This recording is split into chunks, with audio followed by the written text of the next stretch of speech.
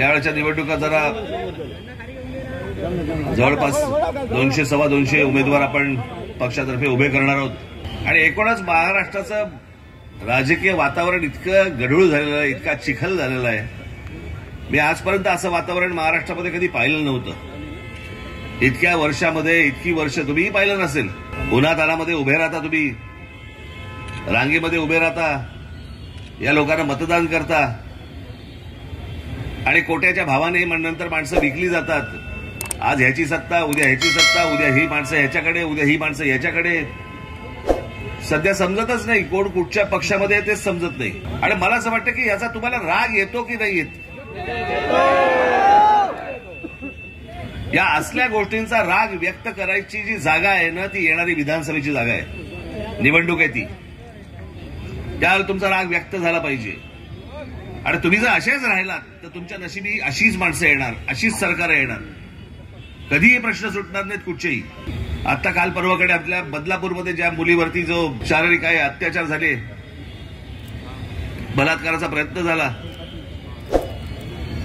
आज एक घटना महाराष्ट्र नवनिर्माण सेनेच्या आमच्या महिला सेनेने ती बाहेर काढली गोष्ट.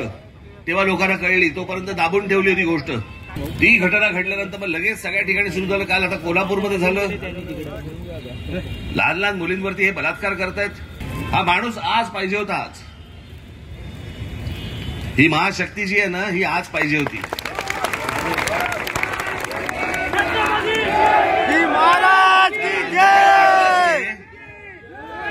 रांजाच्या पाटल्याचा जसा हातपाय कापून जसा चौरंग केला होता ना, तसे ह्यांचे चौरंग केले पाहिजेत. आमच्या मुली शाळेमध्ये पाठवायच्या आणि शाळेमध्ये पाठवल्यानंतर कालच मी त्या आश्रम शाळेमध्ये गेलो होतो. लहान लहान मुली तिकडे या संपूर्ण महाराष्ट्रामध्ये पसरलेलं आहे. आणि याचं कारण कायद्याचा वचक नाही. मी याचा दोष आमच्या या पोलीस यंत्रणेला बिलकुल देणार नाही, अजिबात देणार नाही. त्यांच्यावरचा जो सरकारी दबाव असतो ना, त्या दबावामुळे ह्या सगळ्या गोष्टी त्यांना तसं वागावं लागतं. कारण ह्यांनी काही गोष्टी करायला घेतल्या की ह्यांचं निलंबन काढणार, यांना नोकरीवरून काढून टाकणार, यांच्या चौकशा लावणार. आणि जे सरकारमध्ये बसले त्यांच्या चौकशा कोणी नाही लावायच्या. कुठे लाठीचार्ज करायला सांगा, कुठे परिस्थिती हाताळण्यासाठी म्हणून त्यांच्या हातातच काही नाही. आणि मग दोष द्यायचा होता ना, असं थोडी चालतं. अनेकदा बोलत आलो तुम्हाला. अनेकांना असं वाटतं की राज ठाकरे असं सहज बोल. मी सहज नाही बोलतोय, मी तुम्हाला अत्यंत गांभीर्यपूर्वक तुम्हाला सांगतोय. एकदा या राज ठाकरेच्या हातामध्ये या महाराष्ट्राची सत्ता द्या तुम्ही. एकदा राज्य कसं हाकलं जातं ना, कायद्याची भीती काय असते ना, हे मी तुम्हाला दाखवून देईन. परत या महाराष्ट्रामध्ये परत कुठच्या बाईकडे मुलीकडे कोणी वाकडे नजरेने बघायची कोणाची हिंमत होणार नाही. याच पोलीस यंत्रणेला सांगणार, 48 तास देणार. मुंबई पोलीस, महाराष्ट्र पोलीस यांच्यावरती माझा पूर्ण विश्वास आहे. 48 तास हातामध्ये दिले ना, साफ करून ठेवतील महाराष्ट्र अख्खा. सगळ्या गोष्टी माहिती असतात, पण कोण घेणार अंगावरती. आज अनेक विषय या महाराष्ट्रामध्ये पडलेले आहेत. महिलांचे विषय आहेत, शेतकऱ्यांच्या आत्महत्या होत आहेत, बी बियाण्यांचा प्रश्न आहे, विम्याचा प्रश्न आहे. दरवर्षी आपलं तेच सगळ्या गोष्टी चालू आहेत. आणि आमचे सगळे सरकारी सगळे लोक गोल गोल उत्तर देत आहेत आणि आत्महत्या काही थांबत नाहीत. या सगळ्या गोष्टींवरची उत्तरं असतात, या सगळ्या गोष्टींवरची उत्तरं आहेत. आपण जी महाराष्ट्राची ब्ल्यूप्रिंट काढली होती, त्या ब्ल्यूप्रिंटमध्ये या सगळ्या गोष्टी दिलेल्या आहेत.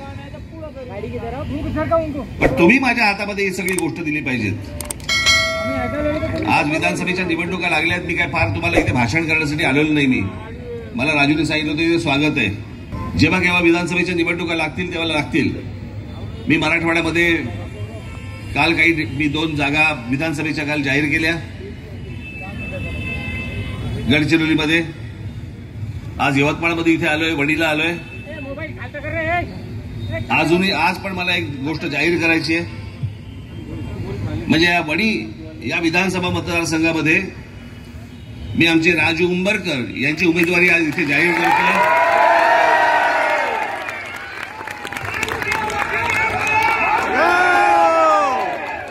सर्वांनी पूर्ण ताकदीने राजू उंबरकरांच्या मागे उभं राहावं, त्यांना आमदार म्हणून आतमध्ये पाठवावं.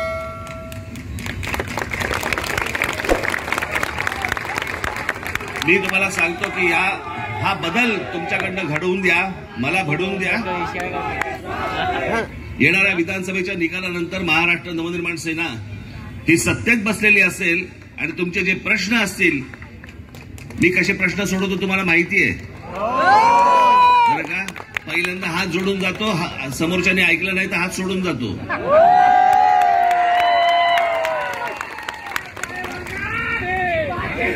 येणाऱ्या विधानसभेच्या निवडणुकीसाठी म्हणून तुमच्या शुभेच्छा, तुमचे आशीर्वाद आमच्या मागे कायम राहो, एवढी फक्त एक अपेक्षा आशा व्यक्त करतो.